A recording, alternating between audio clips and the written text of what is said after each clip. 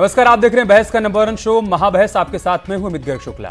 महाराष्ट्र के पूर्व CM Prithviraj Chavan corona संकट काल में सोने को लेकर बयान देते नजर आए।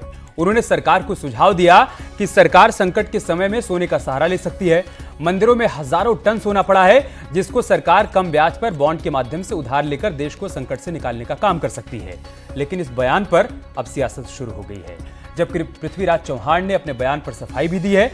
उन्होंने साफ कर दिया है कि मेरे बयान का गलत मतलब निकाला गया है, इस पर मैं कानूनी सलाह के साथ आगे फैसला लूंगा। लेकिन उनके बयान पर विवाद क्यों हो गया, इस विवाद को समझने के लिए सबसे पहले आप एक रिपोर्ट देखिए, उसके बाद हम चर्चा को आगे बढ़ाएंगे। संस्था के पास जो सोना पड़ा हुआ है उसे बैंकों में जमा करने की अपील, जो कि कर्ज रूप में 1-2% ब्याज देकर सोना इकट्ठे किए जाए, इस तरह की सूचना मैंने कल की थी। लेकिन पृथ्वीराज चव्हाण का यही वो बयान है जिस पर अब सियासत गर्मा गई है। पृथ्वीराज चव्हाण ने बीजेपी सरकार से कोरोना संकट से निपटने के लिए मंदिरों से सोना लेने की मांग की थी, लेकिन बीजेपी उनके बयान पर अब कांग्रेस पर हमलावर हो गई है। बीजेपी नेता किरीट सोमैया ने कहा है कि इस मुद्दे पर कांग्रेस को अपना रुख साफ करना चाहिए। काँग्रेस नेता पृथ्वीराज चव्हाणांनी मागणी केली आहे की मंदिराचं सोनं सरकारने घ्यावं। मला पृथ्वीराज चव्हाणांना एक स्पष्टता करण्यासाठी विनंती करायची आहे। हे सोनिया गांधीने आपल्याला सांगितलंय मागणी करण्यासाठी? काँग्रेसचं हे अभिमत आहे का? कांग्रेस शासित राज्य आणि मुख्यमंत्र्यांची ही मागणी आहे। सिर्फ बीजेपी ही कांग्रेस के इस रुख से नाराज नहीं है, बल्कि विश्व हिंदू परिषद के प्रवक्ता विजय शंकर तिवारी ने भी पृथ्वीराज चव्हाण पर निशाना साधा है। महाराष्ट्र के पूर्व सीएम ने कहा है कि मंदिरों का जो सोना है वो सरकार ने ले लेना चाहिए, जब्त कर लेना चाहिए। ये कोई छोटी बात नहीं है। इन्होंने पूरी की पूरी हिंदू विरासत को, हिंदू परंपरा को गाली दी है।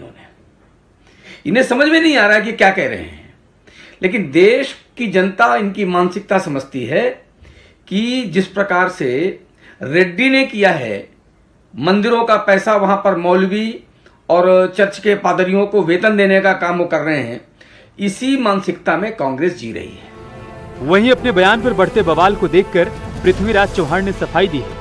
उन्होंने कहा है कि मुझे गलत तरीके से पेश किया गया, जैसे मैंने किसी विशेष समुदाय को टारगेट किया हो। कोरोना महामारी के चलते देश में जो आर्थिक संकट पैदा हुआ है, उसके चलते देश के विविध व्यक्तियों के पास और धार्मिक संस्था के पास जो सोना पड़ा हुआ है उसे बैंकों में जमा करने की अपील, जो कि कर्ज रूप में 1-2% ब्याज देकर सोना इकट्ठे किए जाए, इस तरह की सूचना मैंने कल की थी। लेकिन कुछ समाज विरोधी तत्वों ने मेरी सूचना को तोड़ मरोड़ कर एक महजबी दरार पैदा करने की कोशिश की है। बात कुछ भी हो, लेकिन देश में मंदिर के साथ वक्फ बोर्ड के पास भी अरबों की संपत्ति है, चर्चों में भी अकूत दौलत समाहित है। तो फिर कांग्रेस को सिर्फ मंदिर की संपत्ति क्यों दिखाई दे रही है?